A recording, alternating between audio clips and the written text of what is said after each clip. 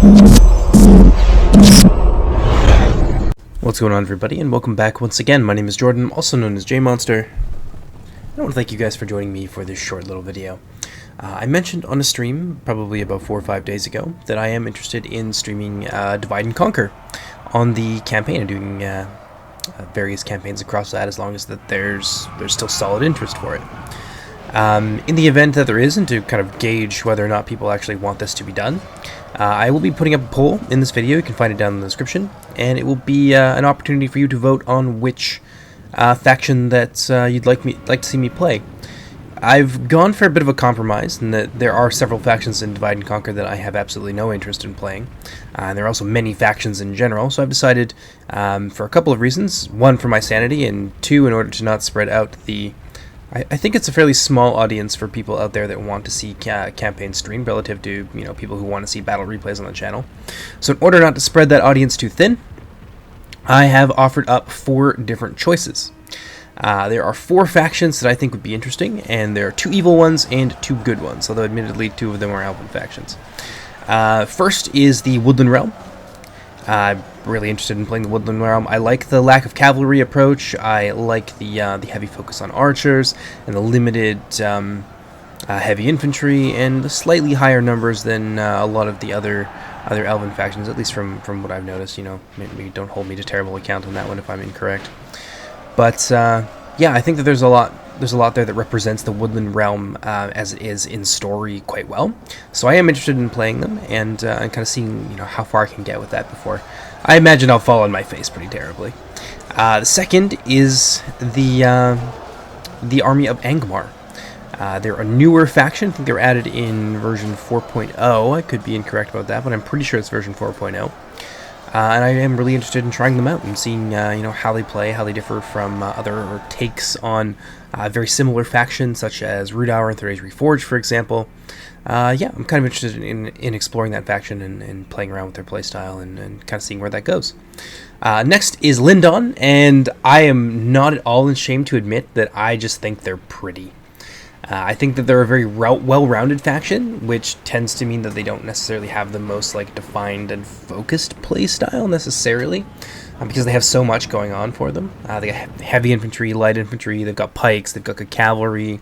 They're just kind of good at everything, which I think is down to what people really expect from the High Elves, so, you know, that's fine. But goddamn are they pretty! I believe Arthalion was the driving force behind the aesthetic for Lindon, and while I don't believe he was ever on the DaC team, they do use his work predominantly for that faction, and goddamn are they beautiful. And I would be totally fine looking at that and the inevitable 1.5 million battles that you have to play throughout that campaign. The next faction would be the Orcs of the Misty Mountains, because again, this comes down to playstyle. I like the idea of having expendable armies. Most of the factions that I have played in campaign have been elves. My original kind of start when I first started making my channel was a Let's Play with the Elves of Lorien.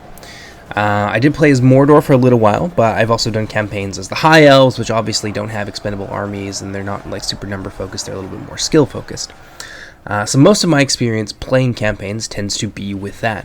So I'm interested in kind of going the other direction and having like expendable army stacks that I can just throw at people and grind them down through sheer attrition, which is going to be a weird thing for me to wrap my head around. I'm going to be like, oh no, I'm losing so many troops, this is terrible. But then it's hopefully will dawn on me that I'm playing the Orcs of the Misty Mountains and it doesn't matter.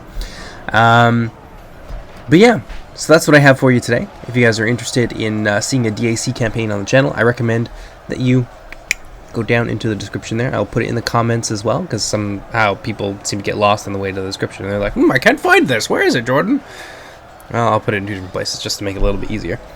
But yeah, there's also one other thing I would like to mention, which I think is fairly attractive for people who are in DaC and like to see things like get modified and like see changes, because I am a modder, and aesthetically there's a lot of things that I would probably change with DaC.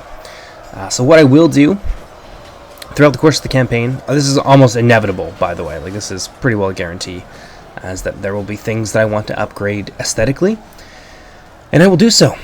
I will change them, and eventually, when it's substantial enough, or perhaps at the end of the campaign, I will release it for public use as a little miniature submod for DaC.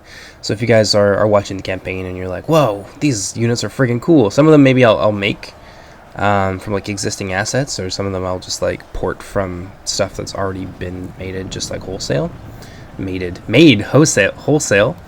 And I'll release that for you guys as a little submod for DaC, which I think is pretty cool. So yeah, don't forget to go down there and vote. My name is Jordan, also known as JMonster. Thanks for joining me, and I'll see you next time. Bye!